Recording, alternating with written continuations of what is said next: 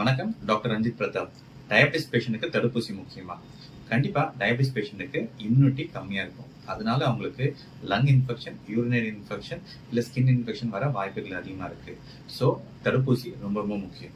குறிப்பா 5 தடுப்பூசி கண்டிப்பா ஒரு டயபெட்டிக் பேஷண்ட் போட்டுக்கிறது நல்லது. முதல் ஃப்ளூ வேக்சின், வருஷத்துக்கு ஒரு வாட்டியாவது போடணும். அது எதுக்காக போடணும்னா லங் இன்ஃபெக்ஷன் வராம தடுக்கிறதுக்காக போடணும். அதே மாதிரி நியூமோகாக்கல் வேக்சின் கண்டிப்பா போட்டுக்கணும். ஏன்னா நிமோனியா வராம தடுக்கும். அது 2 வகைப்படும்.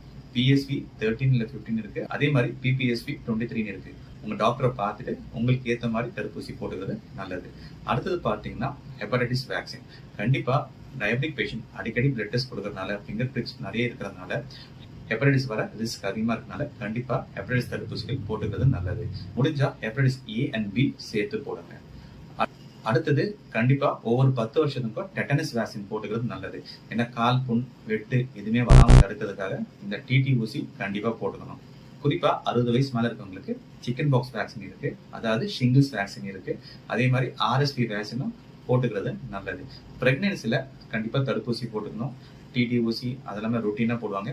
எல்லாமே உங்க டாக்டர்கிட்ட கேட்டுட்டு நீங்க கண்டிப்பா ப்ராப்பரான வேக்சின் போட்டுக்கிறது ரொம்ப ரொம்ப நல்லது.